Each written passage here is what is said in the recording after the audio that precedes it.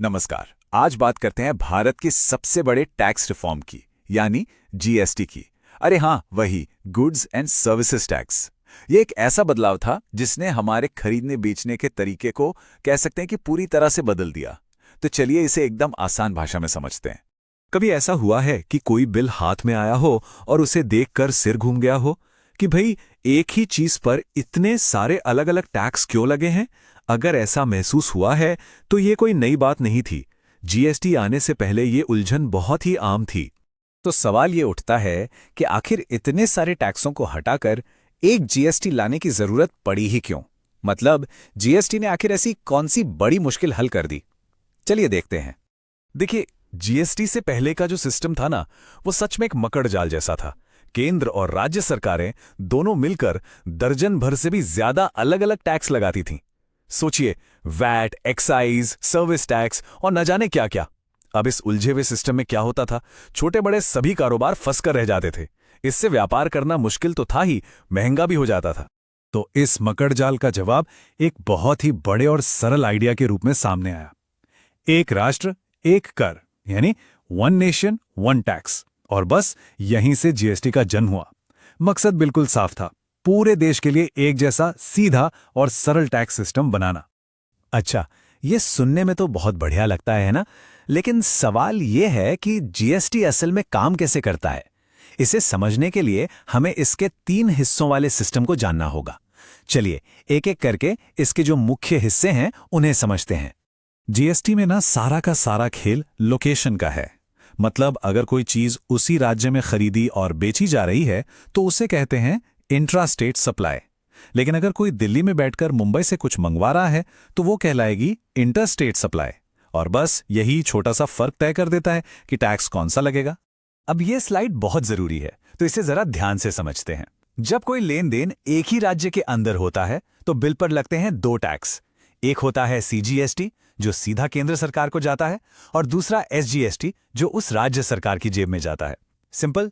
लेकिन अगर सामान एक राज्य से दूसरे राज्य भेजा जा रहा हो तो सिस्टम और भी आसान हो जाता है। तब सिर्फ और सिर्फ एक ही टैक्स लगता है, आईजीएसटी। तो एकदम आसान भाषा में कहें तो जीएसटी के ये 3 भाई हैं। पहला सीजीएसटी यानी सेंट्रल टैक्स, ये गया केंद्र सरकार को। दूसरा एसजीएसटी यानी स्टेट टैक्स, ये गया राज्य सरकार को। और तीसरा आईजीएसटी यानी इंटीग्रेटेड टैक्स, इसे केंद्र सरकार इकट्ठा करती है और फिर उस राज्य को दे देती है जहां सामान आखिर में इस्तेमाल हुआ है, मतलब डेस्टिनेशन स्टेट को। चलिए अब बात करते हैं जीएसटी के सबसे क्रांतिकारी, सबसे पावरफुल पहलू की। एक ऐसी चीज जिसने टैक्स पर टैक्स लगने की सालों पुरानी समस्या को ही खत्म कर दिया, और इसका जादुई नाम है इनपुट टैक्स क्रेडिट।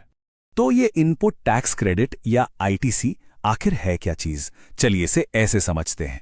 कोई भी कारोबारी जब बिजनेस के लिए कुछ खरीदता है तो वो उस पर टैक्स देता है, राइट? फिर जब वो उसी सामान से कुछ बनाकर आगे बेचता है तो उसे भी ग्राहक से टैक्स वसूलना होता है। आईटीसी बस एक सुविधा है जो उसे पहले चुकाए गए टैक्स को बाद में वसूले गए टैक्स से घटाने की छूट देती है। इससे होता यह है कि टैक्स सिर्फ उस बढ़ी हुई कीमत पर लगता है जो हर स्टेज पर जुड़ी है, जिसे वैल्यू एडिशन कहते हैं। और इसका सबसे बड़ा फायदा यह है कि छोटे कारोबारियों के लिए हिसाब रखना भी आसान हो जाता है। चलिए इसे एक बहुत ही आसान से उदाहरण से समझते हैं ताकि ये बिल्कुल साफ हो जाए। मान लीजिए मिस्टर ए ने 18,000 रुपए का कोई माल खरीदा और उस पर 3,240 रुपए का जीएसटी दिया। ठीक है, ये पैसा उनकी जेब से गया तो ये हो गया उनका इनपुट टैक्स। अब मिस्टर ए ने उस माल से सामान बनाया और उसे 22,000 रुपीज में बेच दिया और ग्राहक से 3,960 रुपए जीएसटी वसूला। ये पैसा उनके पास आया तो ये हुआ आउटपुट टैक्स। अब आता है सबसे मजेदार हिस्सा। उन्हें सरकार को पूरे 3,960 रुपए नहीं देने हैं। वो जो पहले 3,240 रुपए चुका चुके हैं उसे इसमें से घटा सकते हैं। तो उन्हें सरकार को देना है सिर्फ इन दोनों का अंतर, यानी 720 रुपए। देखा कितना फायदेमंद है ये सिस्टम। लेकिन हाँ, इस क्रेडिट को इस्तेमाल करने का एक सुनहरा नियम है, एक तय क्रम है जिसे मानना ही पड़ता है। नियम नंबर 1, सबसे पहले आईजीएसटी क्रेडिट को पूरी तरह खत्म करना होगा। जब वो 0 हो जाए तभी दूसरे क्रेडिट की बारी आएगी।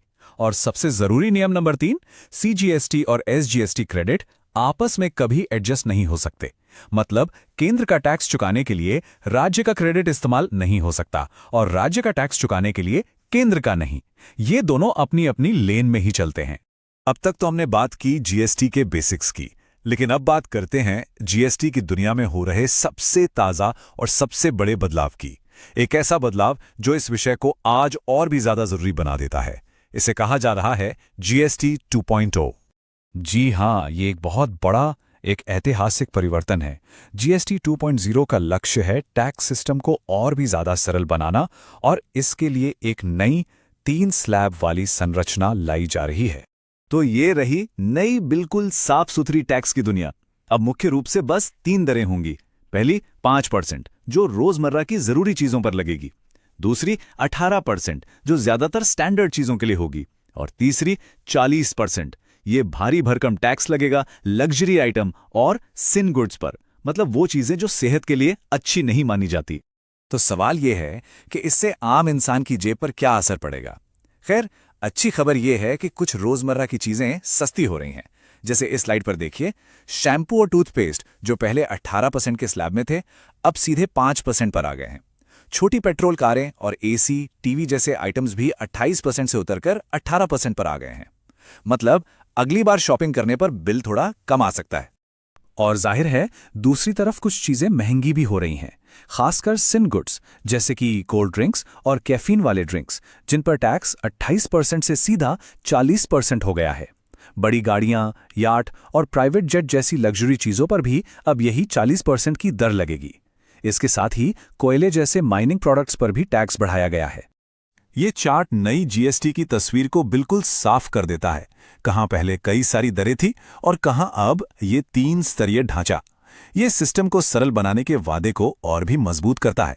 तो इन सब बड़े और दूर तक असर डालने वाले बदलावों के बाद सबसे बड़ा सवाल यही खड़ा होता है, क्या जीएसटी 2.0 भारत के सबसे बड़े टैक्स सुधार को आखिरकार वो शक्ल दे पाएगा जिसे हम परफेक्ट कह सकें?